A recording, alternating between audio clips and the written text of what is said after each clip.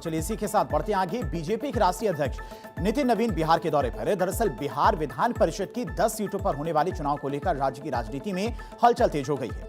नामांकन की अंतिम तिथि 8 जून निर्धारित की गई है और माना जा रहा है कि अगले 1-2 दिनों में एनडीए अपने उम्मीदवारों के नामों की घोषणा कर सकता है। राजनीतिक गलियारों में चर्चा है कि एनडीए के सभी प्रत्याशी एक साथ नामांकन दाखिल कर सकते हैं और मौजूदा संख्या बल को देखते हुए 9 सीटों पर एनडीए की जीत लगभग तय मानी जा रही है। और इस बीच बीजेपी के राष्ट्रीय अध्यक्ष नितिन नवीन पटना पहुंचे। उनका यह दौरा विधान परिषद चुनाव के साथ साथ बांकीपुर विधानसभा उपचुनाव के लिहाज से भी महत्वपूर्ण माना जा रहा है। और पटना में वे बीजेपी के वरिष्ठ नेताओं के साथ में बैठक कर उम्मीदवारों के नामांकन कार्यक्रम, चुनावी रणनीति और संगठनात्मक तैयारियों पर चर्चा करेंगे। माना जा रहा है कि इन बैठकों में एनडीए की चुनावी रूपरेखा को अंतिम रूप दिया जा सकता है। नितिन नवीन के दौरे का मुख्य उद्देश्य बांकीपुर विधानसभा सीट के लिए उम्मीदवार के चयन पर रायशुमारी करना भी है। बांकीपुर लंबे समय तक उनका राजनीतिक गढ़ रहा है और बताया जा रहा है कि वे प्रखंड, जिला और प्रदेश स्तर के नेताओं के साथ में कई दौर की बैठक करेंगे और संभावित उम्मीदवारों के नामों पर चर्चा की जाएगी। इसके अलावा विधान परिषद चुनाव और बांकीपुर उपचुनाव को लेकर अलग अलग रणनीतिक बैठकों में भी हिस्सा लेते नजर आएंगे। विधान परिषद की 10 सीटों में से 9 पर नियमित चुनाव और 1 पर उपचुनाव होना है। विधानसभा में वर्तमान संख्या बल के आधार पर महागठबंधन के खाते में मुश्किल से 1 सीट जाने की संभावना जताई गई है। खाली हुई 10 सीटों में 5 जेडीयू, 2 बीजेपी, 2 आरजेडी और 1 कांग्रेस के खाते की है। उपचुनाव वाली सीट मुख्यमंत्री नीतीश कुमार द्वारा रिक्त की गई थी, जिस पर जेडीयू का दावा मजबूत माना जा रहा है। वहीं एनडीए के भीतर सीट बंटवारे को लेकर भी मंथन जारी है। चर्चा है कि 1 सीट राष्ट्रीय लोक मोर्चा और 1 सीट एलजेपी रामविलास को दी जा सकती है, जबकि बाकी सीटों का बंटवारा बीजेपी और जेडीयू के बीच होगा। बढ़ते आगे। प्रधानमंत्री नरेंद्र मोदी की अध्यक्षता में आज दिल्ली में केंद्रीय कैबिनेट की बैठक आयोजित हुई। इस बैठक में पहले एक दिलचस्प तस्वीर देखने को मिली, जब केंद्रीय मंत्री शिवराज सिंह चौहान, सीआर पाटिल और जी किशन रेड्डी एक ही वाहन में कार पुलिंग करते हुए बैठक में शामिल होने के लिए पहुंचे। बैठक में पहुंचने के बाद शिवराज सिंह चौहान ने कहा कि प्रधानमंत्री मोदी ने देशवासियों से पेट्रोल और डीजल की अनावश्यक खपत कम करने का आह्वान किया है, जिससे पूरे देश में सकारात्मक समर्थन मिल रहा है। उन्होंने बताया कि उनके साथ में 2 अन्य केंद्रीय मंत्री भी कार में आए और सभी ने कारपूलिंग के जरिए इस अभियान में अपनी भागीदारी सुनिश्चित की। शिवराज सिंह चौहान ने कहा कि प्रधानमंत्री मोदी की सोच दूरदर्शी है और वर्तमान परिस्थितियों में तेल, डीजल तथा पेट्रोल के अनावश्यक उपयोग को कम करना समय की आवश्यकता है। उन्होंने कहा कि ईंधन की बचत न केवल आर्थिक दृष्टि से महत्वपूर्ण है, बल्कि पर्यावरण संरक्षण के लिए भी बेहद जरूरी है। उन्होंने आम नागरिकों से भी ऐसे प्रयासों में सक्रिय रूप से शामिल होने की अपील की है।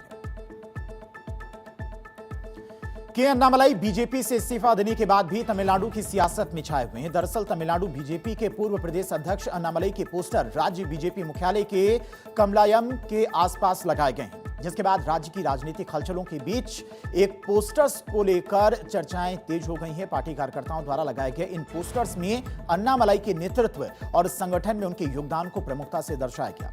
दरअसल के अन्नामलाई मंगलवार को दिल्ली आए थे और उन्होंने पार्टी अध्यक्ष नितिन नवीन और गृह मंत्री अमित शाह से मुलाकात की थी। खबर है कि के अन्नामलाई ने अपना इस्तीफा पार्टी अध्यक्ष नितिन नवीन को सौंपा था, लेकिन अब तक उनके इस्तीफे को स्वीकार नहीं किया गया है। और अब बात उत्तराखंड की। उत्तराखंड के मुख्यमंत्री पुष्कर सिंह धामी ने ऋषिकेश में आयोजित ऑल इंडिया मेयर काउंसिल की 117वीं कार्यकारी समिति की बैठक में शिरकत की।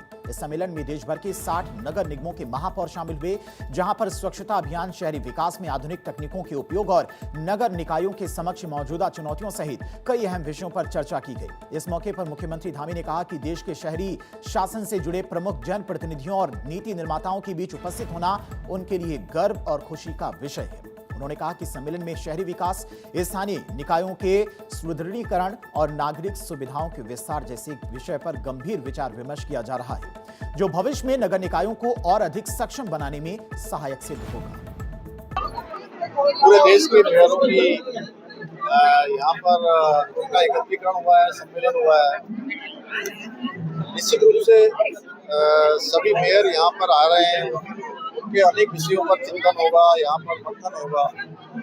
और जो आज देश के अंदर शहरों को स्वच्छ बनाने के लिए, हरित बनाने के लिए, पर्यावरण के अनुकूल बनाने के लिए अनेक कार्य माननीय प्रधानमंत्री श्री नरेंद्र मोदी जी के नेतृत्व में देश भर के अंदर किए जा रहे हैं।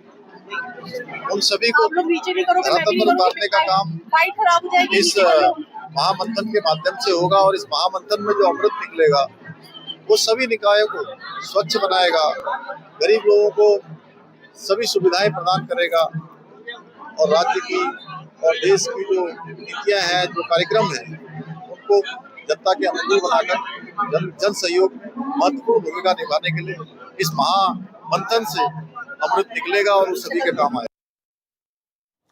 पंजाब और हरियाणा बीजेपी के नवनियुक्त प्रदेश अध्यक्षों ने औपचारिक रूप से अपना कार्यभार संभाल लिया है। पंजाब बीजेपी के नए प्रदेश अध्यक्ष केवल सिंह ढिल्लों ने चंडीगढ़ स्थित बीजेपी कार्यालय में पदभार ग्रहण किया, जबकि हरियाणा बीजेपी के नए प्रदेश अध्यक्ष अर्चना गुप्ता ने पंचकुला स्थित पार्टी मुख्यालय में कार्यभार संभाला। इस मौके पर पार्टी कार्यकर्ताओं और नेताओं ने केवल ढिल्लों का स्वागत किया और उन्हें नई जिम्मेदारी के लिए शुभकामनाएं दी। इस दौरान मुख्यमंत्री नायब सिंह सैनी ने केवल ढिल्लों को बधाई दी और कहा कि बीजेपी लगातार अपने संगठन का विस्तार कर रही है। उन्होंने कहा कि पश्चिम बंगाल के बाद अब पार्टी का अगला प्रमुख लक्ष्य पंजाब में संगठन को और मजबूत करना और चुनाव में जीत हासिल करना है। इस दौरान मौके पर कार्यकर्ताओं और नेताओं ने जो बोले सोनिहाल और जय श्री राम के नारे भी लगाए। वहीं पंचकुला में हरियाणा बीजेपी मुख्यालय में आयोजित कार्यक्रम में अर्चना गुप्ता ने प्रदेश अध्यक्ष के रूप में कार्यभार ग्रहण किया। मुख्यमंत्री नायब सिंह सैनी की मौजूदगी में हुए इस कार्यक्रम में पार्टी नेताओं और कार्यकर्ताओं ने उनका स्वागत किया। दोनों राज्यों में नए प्रदेश अध्यक्षों की नियुक्ति के साथ बीजेपी आगामी चुनाव और संगठनात्मक चुनौतियों को ध्यान में रखते हुए अपने संगठन को नई धार देने की तैयारी में जुट गई है। बढ़ते आगे, केंद्र सरकार ने उन मीडिया रिपोर्ट्स को खारिज कर दिया है जिनमें दावा किया गया था कि भारतीय रिजर्व बैंक यानी कि आरबीआई ने देश के विदेशी मुद्रा भंडार को मजबूत करने के लिए 12 अरब डॉलर मूल्य का सोना बेचा है। वित्त मंत्रालय ने सूत्रों ने स्पष्ट किया कि ऐसी खबरें तथ्यात्मक रूप से गलत हैं और केंद्रीय बैंक ने भी इन दावों का खंडन किया है। दरअसल एक समाचार एजेंसी की रिपोर्ट में कहा गया था कि रुपए पर दबाव और बढ़ते आयात बिल के बीच विदेशी मुद्रा भंडार को संभालने के लिए आरबीआई ने लगभग 12 अरब डॉलर का सोना बेचा। हालांकि वित्त मंत्रालय के सूत्रों के अनुसार रिजर्व बैंक ने ऐसी किसी भी कार्रवाई से इनकार किया है और रिपोर्ट को भ्रामक बताया है। इस बीच आरबीआई की वित्त वर्ष 2025 और 26 की वार्षिक रिपोर्ट भी इन दावों की विपरीत तस्वीर पेश करती है।